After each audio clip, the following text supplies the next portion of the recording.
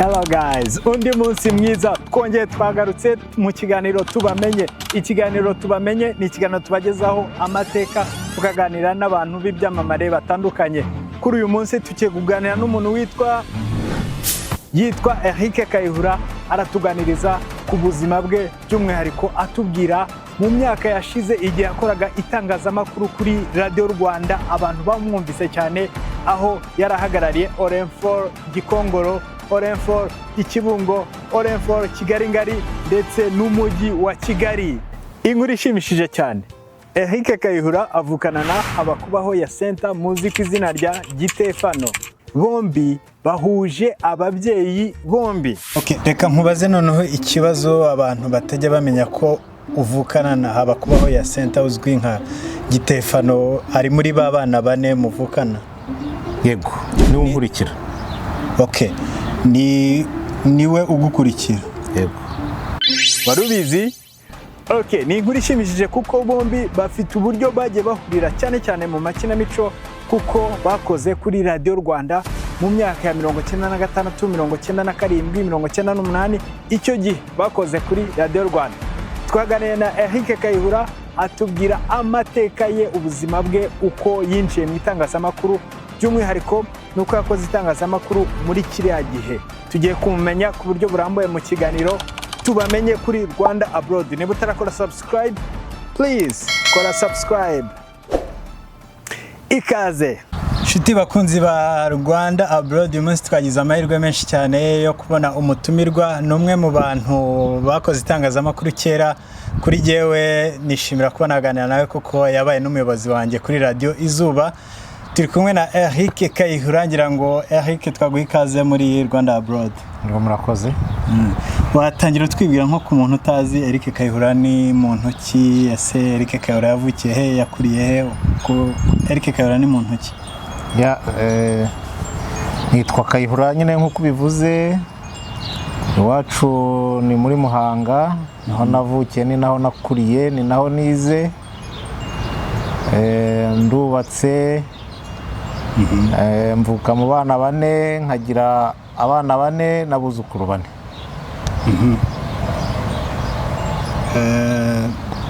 Wavukiye Muhanga, niho wakuriye, niho wize amashuri, wenda wayize hehe? Nize Kabgayi, ni seminari. Yego. Kaminuza, nize kaminuza i Nyakinama. Hanyuma nza gukora n'indi kaminuza y'iyakure mu gihugu cy'Ubufaransa. Hanyuma ngeze no muri Amerika nkora indi kaminuza Southern New Hampshire. Ndumva ari ibyo. Okay. Wavutse ryari niba bitari ibanga? Navutse mu 1968. Okay, hanyuma ni he wakoze profile wenda background ku bantu bakumenye cyane kuri Radio Rwanda ndabitunyuramo aho wakoze? Nagize utuzi twinshi, ndi umuntu udakunda kugira akazi kamwe. Ndumva akazi ka mbere nakoze nari nshinzwe itangazamakuru mu kigo cy'Abasuwisi cyitwaga AFB. Cyakoreraga mu mujyi wa Gitarama. Hanyuma jenoside yakorewe Abatutsi n'intambara birangiye, nibwo natangiye akazi nyakazi. Ariko maho hagati nari narigishije no mu bigo bitandukanye bya segonderi.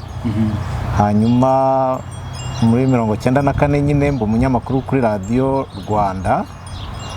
Mpakora amezi makeya bahita banshinga guhagararira Radio Rwanda cyangwa se ikigo cya Orenfor, ubu ngubu gisigaye cyitwa RBA, kugihagararira muri Gikongoro. Icyo gihara kibaho ibyitwa amaprefegitura.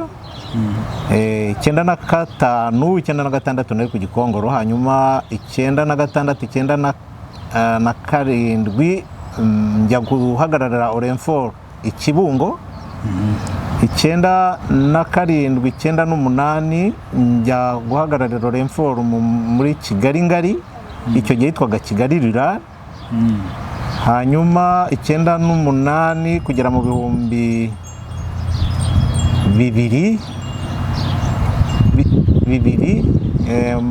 njya guhagararira ngira ngo ni ukugera 2004 njya guhagararira Orenfor mu mujyi wa Kigali. Ubwo ntabwo ndimo kwibuka imyaka neza, ariko ndibuka igihe hariho umuyobozi witwa Roza Kabuye. Niho nakoze mu mujyi wa Kigali, hanyuma aza gusimburwa na Musoni Protazi. Nari musize Kibungo ariko araza nsanga mu mujyi wa Kigali, hanyuma asimburwa na Mariko Kabandana. Muri ibyo bihe ni ngewe wari umunyamakuru mu mujyi wa Kigali. Hanyuma naje kuhava banjyana kuri Radio Rwanda nungirije uyoboye amakuru mu Kinyarwanda, agashami k'amakuru y'Ikinyarwanda. Nyuma naje kuhava banyohereza guhagararira Orenfor. Ubwo icyo gihe ngira ngo amaperefegitura yavuyeho, haza intara enye. Muri 2005 nibwo nagiye guhagararira Orenfor muri Nyagatare na Gatsibo. Mpava banyohereje guhagararira Orenfor muri Kigali ngari, noneho bitakitwa Kigali Rural. Icyo gihe hariho uyu secrétaire général wa FPR no wari préfet Gasamagera Beraris. Yaje gusimburwa na Inyumba Aloysia. Icyo gihe ni ngewe wari uhagararira Orenfor muri Kigali ngari. Hanyuma mpava njya kuri Radio Rwanda nanone, hagaye gato banyohereza muri La Nouvelle Relève mu kinyamakuru cy'Igifaransa. Niho narangirije akazi kanjye muri Orenfor. Narangije muri 2009. La Nouvelle Relève yarandikaga gusa? Twandikaga mu Gifaransa. Ubwo akazi kanjye nk'umunyamakuru wa Orenfor ubu yabaye RBA karangiye mu 2009. 2009 rero nagiye gupiganirwa umwanya wo kuyobora Radio Izuba. Nyiyobora imyaka 4 kuva 2009 kugera 2013. Ari naho navuye nza muri Leta Zunze Ubumwe za Amerika.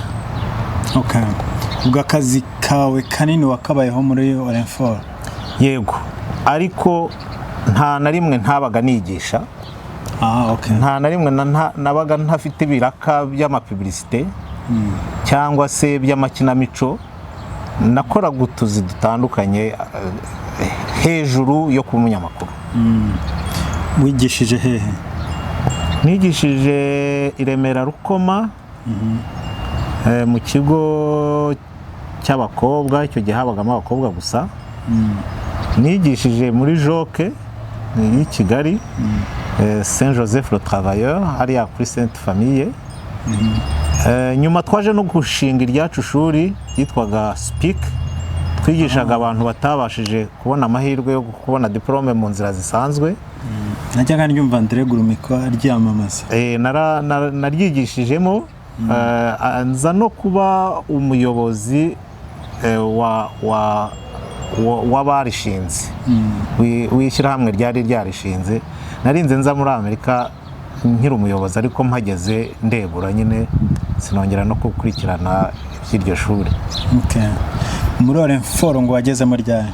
Muri Orenfor natangiyeho 1994 mu kwa karindwi, igihe harahiraga guverinoma ya mbere kuri 19 z'ukwa karindwi.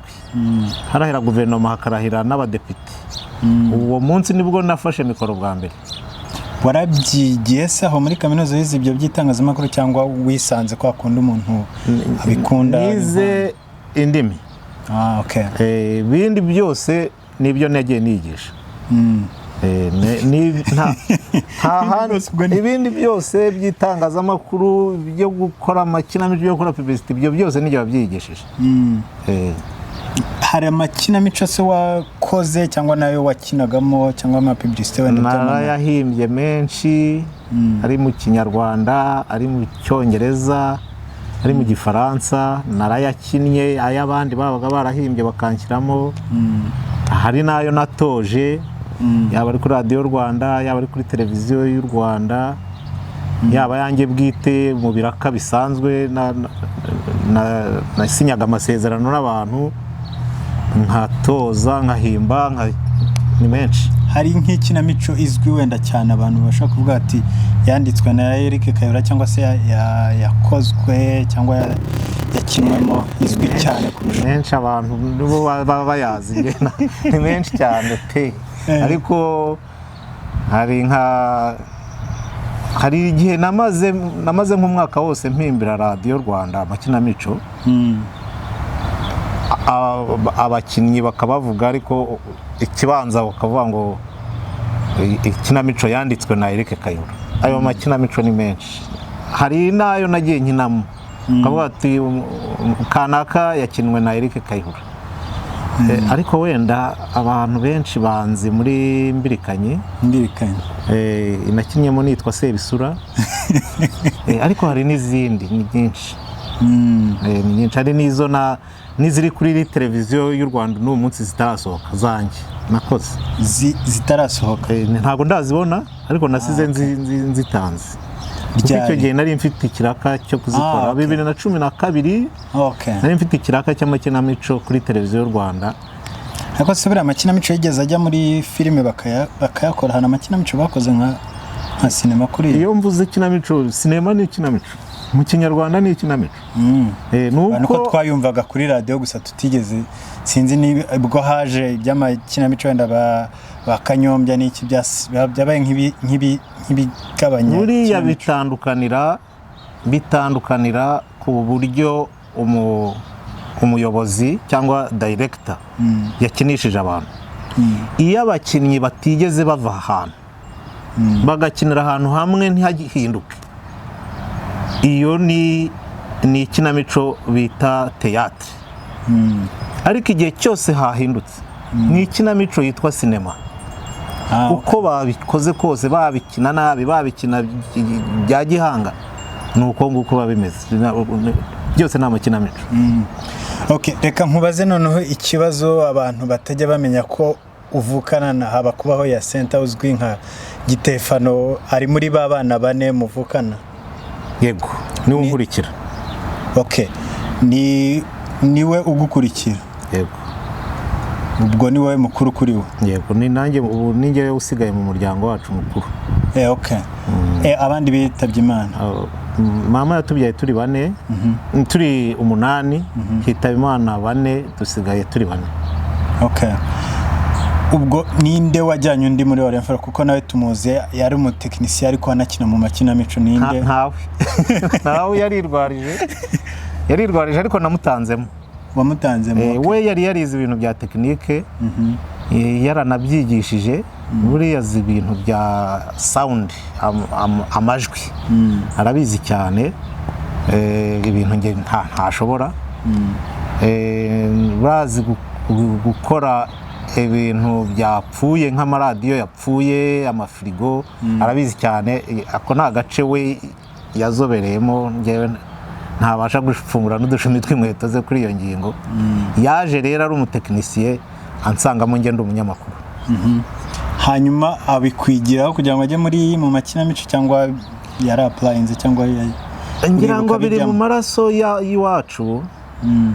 Tukiri abana turi abantu tutakuze neza uko byari bikwiye, kuko data yabanje gukora muri guverinoma ya kera yo kwa Kayibanda. Ivuyeho basa n'abamushyira ku ruhande, akomeza guhanyanyaza ageza nko muri 77. Uzi ko kudeta yabaye muri 73. Arahanyanyageza ageza nko muri 77, baramwirukana. Bamwirukanye rero aje mu cyaro, bimunanira kuba mu cyaro, asa n'udeprimiye. Yaje Muhanga? Yego. Avuye i Kigali. Famiye irimuka. Urumva abantu bari bamenyereye kubaho ubuzima bwa gisirimu. Tujya mu cyaro aho inkweto twari dufite zadushiriyeho, ntitwabasha no kongera kubona izindi. Ababyeyi baratandukana kubera nyine iyo myitwarire yo kutabasha kwiyadabuta ku buzima bushya. Noneho abana dusa n'abatangiye kwirera. Noneho twisanze mu kurwanya ikibi turimo, akababaro katurimo, tugomba guseka, guhora duseka. Nabyisanzemo, nawe abyisangamo, ntawabyigishije undi. Iyo nakinaga amakinamico aho nigaga mu iseminari Kabgayi, nawe aho yize muri groupe i Butare, nawe aza no kwiga no mu Ruhango, yabaga ari mu bakina amakinamico. Aje muri Orenfort, yasanze icyo gihe mpagarariye Orenfort mu ntara, ngiye sinabashaga gukina icyo gihe. Bivuga ko yantanze mu ndamutsa za Orenfort. Yantanzemo no gukora amapublicité, yantanzemo kuko natangiye gukora amapublicité ngarutse mu mujyi wa Kigali muri 1998. Okay. Cyangwa ubwo mwinjire mu mapublicité mukabihuza mukahita mujya no mu makinamico gutyo? Yego. Okay. Hanyuma ubwo ni wowe nawe muzwi, nta wundi muntu mu muryango wanyu wenda ufite indi mpano cyangwa uzwi kuri ibyo bya radio cyangwa ubuhanzi? Iwacu barahari, muri famille rwose barahari, atarabo tuvukana, ariko mfite nka mushiki wanjye kwa mama wacu yayoboye ikinyamateka igihe kirekire, witwa Grace. No ku musozi wacu tuvukaho hari abanyamakuru benshi cyane, kandi nkeka ko bagiye bankurikiza. Harimo ndetse ko na iriya kaminuza y'itangazamakuru bayishinga Igitarama muri Muhanga, byatumye abantu bahatuye hafi ya bose ariho bajya kwiga. N'udakunda itangazamakuru akajyayo, ni benshi rero. Okay. Okay. Ngira ngo ese mu bana bawe se hari uwafashe iyo mpano, wasanga wenda hari wakomerejeho aho wari ugeze? Abana ko bagikura wasanga hari uzabigaragaza, ntabwo mbizi. N'umurashyira hanze igihangano? Ntabwo mbizi. Abana banjye bamwe babaye abasirikare, abandi barikorera ku giti cyabo, ariko baracyari batoya, ntabwo nzi yo maherezo wenda harimo uzabikora, ntabwo mbizi. Kubyina wenda ufite no kubyina ni impano birabyo? Kubyina ni twese. Famille yanjye yose dukunda kubyina. Yaba nanjye, yaba n'abana banjye, igihe cyose hari ikintu kirimo ritme, kirimo umuziki, kirimo kunyeganyega, ntabwo twakwicara twumva umuziki. N'abana banjye bose. Okay. Mwese hari aho mubikomora, haba ari ku babyeyi cyangwa hari icyo wumvaga kuva kera, impano wenda yo kuba mu makinamico? Ngewe na murumuna wanjye Habukubaho Yasente twarabyihimbiye. Niba rero twarabiteye mu bana bacu ntabwo mbizi, ariko twarabyihimbiye. Ntabyo papa yari umuntu uri serious, ukora ibintu bikwiye gusa. Ikindi kiri ku ruhande kijyanye n'imyidagaduro ntabwo cyamurebaga. Na mama nuko, kandi ntabwo nkeka ko twabyihimbiye, ntaho twabikuye. Okay.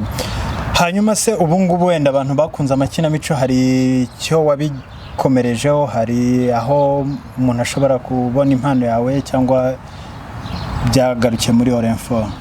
Ubu ndigisha, ngasobanura. Umuntu wese ufite inkuru, iyo yinyoherereje ndamukosora, kuko nibyo nize, ngeze na hano nibyo nize. Nkamwereka ukuntu yayibyaza umusaruro, agurisha inkuru ye. Cyane cyane bano bantu bafite ibintu bibi byababayeho mu buzima, akunze kuyivuga akumva byaciraho. Ngewe rero mugira inama ngo ibyo bibi byakubayeho bibyaza umusaruro, bikwinjiriza, ku buryo utaragize ikibi kimubaho atazaguseka. Iyo niyo nama ngira, niko kazi nkora. Haramutse hari ushaka yaba ikinamico, yaba inkuru, ari ukwandika igitabo, ndabafasha. Hari ibyo nanjye ntarasohora, kuko nanone kwandika igitabo ukishimira ko wagisohoye kitazakubyarira amafaranga ntabwo aba ari imibare myiza. Iyo mba narabishatse byaba byarasohotse ari byinshi, ariko haracyarimo imibare yo kureba ngo nagisohora gute, nagicisha hagana he, ni hehe cyambyarira umusaruro kurusha ahandi. Ntabwo nigeze mpagarika rero, kwaba kwandika kwaba gutoza. Hanyuma iki ni igice cya mbere, tuzabagezaho igice cya kabiri. Hari byinshi tuzaganira ku buzima bwawe cyangwa se no ku buzima bw'ubungubu ibigezweho. Wenda reka nkubaze gato, twahuriye muri Radio Izuba. Radio Izuba aho waje ryari? Wabwira abantu parcours yawe muri Radio Izuba. Radio Izuba nayiyoboye imyaka 4 kuva 2009 kugera 2013. Urabizi niba wari uhari koko, ndabyibuka ko wahansanze. Ntabwo byari byoroshye, ariko ku mpamvu ebyiri. Radio Izuba yabaga mu cyaro kandi ikeneye kwitunga, nta bije ifite. Ibyo rero twagombaga gukora ku buryo amafaranga aboneka. Akazi ka mbere kari ako gushaka abadutera inkunga, kandi abadutera inkunga babaga i Kigali batayumva. Tugomba gukora ku buryo igera i Kigali ikumvikanayo. Ako niko kari akazi ka mbere. Aka kabiri nako kuyobora nyine. Nta hantu nari narize kuyobora. Urumva kugufasha. Ariko muri Orenforo wari umuyobozi ugenda uyobora ishami, wenda aho niho nyeka wenda ukura. Iyo uhagarariye Orenforo wabaga uri okay. Ufite wenda na secretary gusa, nta buyobozi bwabaga buhari. Akazi kari ko gushaka amakuru no kuyatangaza. Naho kuyobora radio, urumva kuguterura bakaguha miliyari y'amafaranga ngo yijere, hazamo leadership, hazamo ubuyobozi, kandi ugomba kubwiga. Buriya nabaye kuri Radio Izuba niga kuyobora, nanayiyobora. Buriya hashobora kuba hari n'abo dushobora kuba twarakabukanye tukagirana ibihe bitari byiza, ubwo mbonyeho umwanya wo kubasaba imbabazi, ariko n'abo twagiranye ibihe byiza ndabasuhuje bose. Nahavuye rero 2013. Okay. Nkwibuka cyane muri publicité twinshi twiza abantu bagiye bakunda. Nibuka ko twigishaga ngo ushyize ikaramu mu kanwa uhita uhindura ijwi rikaza rimeze nk'iry'umusaza. Nakunze gukina ama publicité haba kuri Radio Izuba cyangwa kuri Radio Rwanda. Ntibimbuza ubuzima bwanjye busanzwe, kuko nta wumvaga ko ari njye.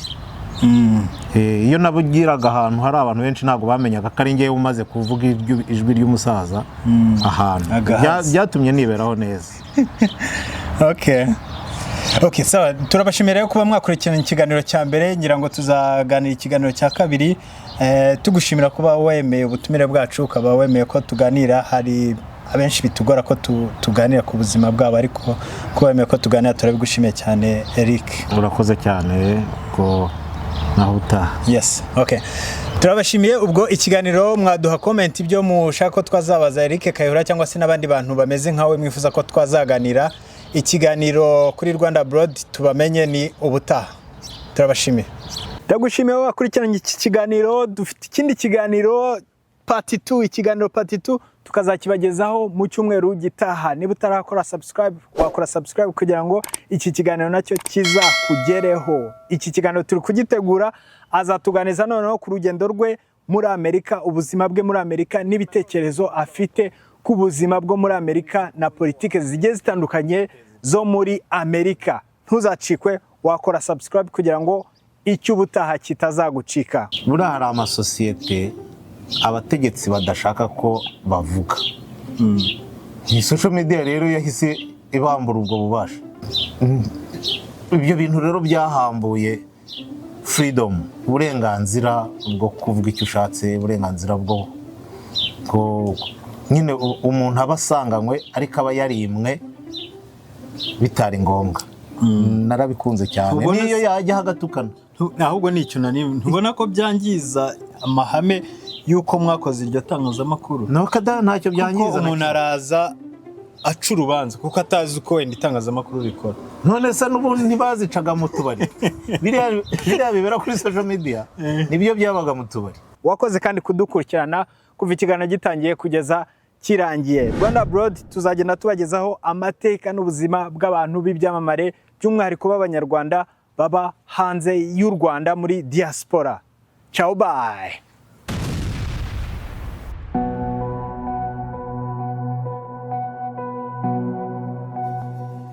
Ubuzima ni urugendo rwuzuyemo imbogamizi ku buryo kenshi bigoye cyane gufata ibyemezo birebana no kubaka imibanire ikwiye, kwiyungura ubumenyi, kubona ukuri, guhura n'inshuti nshya, kubona ibyo wifuza mu buzima, kubaka ejo hazaza, gutunganya isi ikaba ahantu heza ho kuba kuri buri wese. Ibi birumvikana nk'amahurizo, ariko isi yuzuye amashuri na za kaminuza zikemura ibibazo nk'ibi ngibi. Ikibazo gikomeye cyahoze ari ukumenya izo kaminuza ndetse no guhura nazo.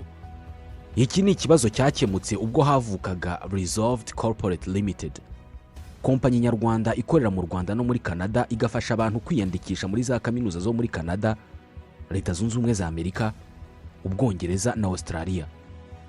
Resolved inafasha abantu kumenya niba ingano y'amafaranga bafite yabishyurira ishuri muri ibi bihugu, kandi ikabafasha mu gushaka visa. Bitewe n'amasomo ushaka kwiga, iyo wagize amanota 70% mu cyiciro cyabanje, tugushakira ishuri ryakugabanyiriza 70% ku mafaranga y'ishuri. Abagize 85% bo bafite amahirwe yo kugabanyirizwa 70% ku mafaranga y'ishuri, ndetse hari n'amashuri ashobora kubatunga. Duhamagare kuri 07 91 22 4024 cyangwa guteranya 1 236 858 2648, cyangwa ugana aho dukorera muri Tropical Plaza muri etage ya mbere ku muryango wa C27. Sura urubuga rwacu rwa interinete wa3resolved.ltd.com. Aha niho uzasanga serivisi zose dutanga. Ushobora kandi kutwandikira kuri info@resolved.ltd.com.